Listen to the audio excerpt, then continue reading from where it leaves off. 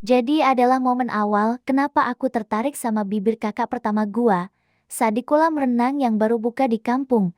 Jadi mulut kakak gua berdarah entah kena sikut atau apa. Jadi gua bersihin dan gua disuruh cek sama kakak gua apakah lukanya besar atau tidak dan ternyata bibir atas bagian dalamnya luka kecil saja. Jadi saat bersihin dan ngecek lukanya, gua terpaksa tuh pegang-pegang bibirnya dan lihat dekat banget, detail banget, apalagi lipstik luntur sudah. Jadi ya habis kejadian itu terobsesi sama bibir kakak gua tuh. Jadi sejak gua kuliah gua dan kedua kakak gua satu kontrakan lah. Nah selama 3 bulanan lebih itu gua banyak melakukan hal demi bisa puas liatin bibir kakak gua tuh. Bahkan beberapa minggu sebelum berangkat juga udah akting susah dibanguni. Saat tidur di kampung dan ya orang tua mengingatkan kedua kakak gue bahwa gue susah dibanguni, jadi selama 3 bulanan itu gua melakukan banyak hal, trik, manipulasi dan lain-lain. Mulai dari sering ngajak kakak gua jalan ke tempat wisata dekat di sore hari, atau ke tempat nongkrong berdua biar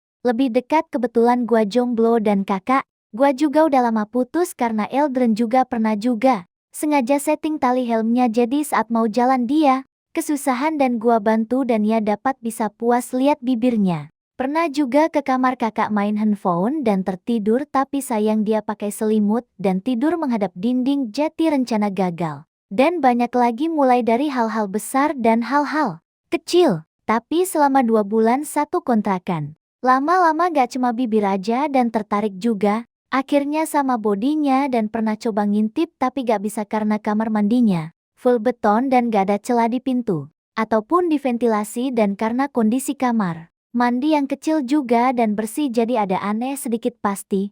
Ketahuan andai aku merekam dengan menyembunyikannya. Singkat cerita capek dengan semua kepura-puraan gua selama hampir 4 bulan itu karena gak ada hasil yang memuaskan. Gak ada perkembangan, jadi adalah momen udah siap ambil resiko.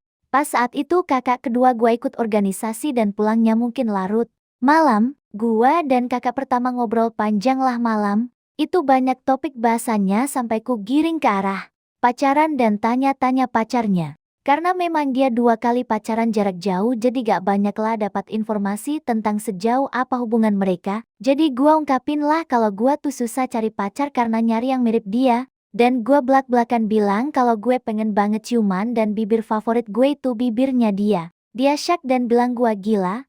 Terus ngomel nasihatin gua biar gak aneh-aneh. Setelah dia ngomel, mungkin sekitar 2 menitan kami berdua diam-diaman dan gua sama sekali gak ada minta maaf karena udah siap dengan semua resiko saat itu. Tiba-tiba dia tanya lagi.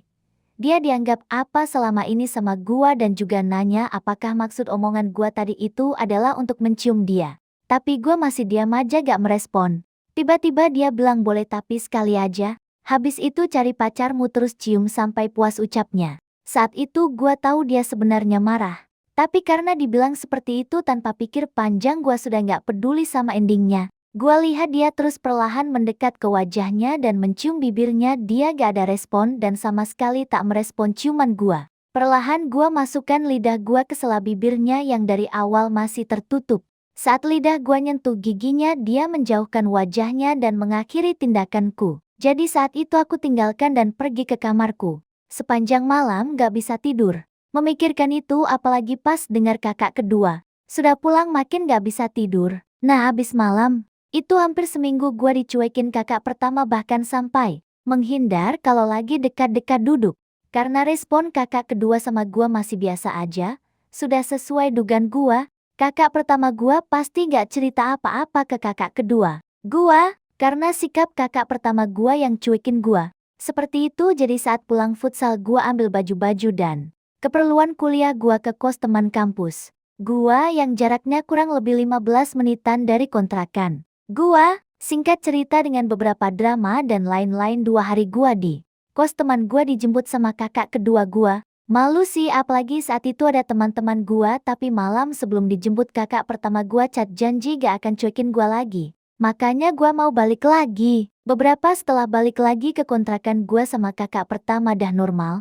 Mungkin malam itu dianggap gak terjadi sama kakak gua tapi tidak dengan gua, justru semakin membara sejak malam itu. Sensasi yang gua dapatkan malam itu tak akan pernah bisa gua lupakan, apalagi itu adalah ciuman pertama gua. Next beberapa hari kemudian saat kakak kedua gua naik gunung bersama teman-temannya. Itulah momen lagi buat gua, karena hubungan gua udah normal dengan kakak pertama gua. Jadi gua putus ke kamarnya malam itu mengambil resiko lagi dan sebenarnya itu bukan pertama kali ke kamar itu sejak balik lagi ke kontrakan.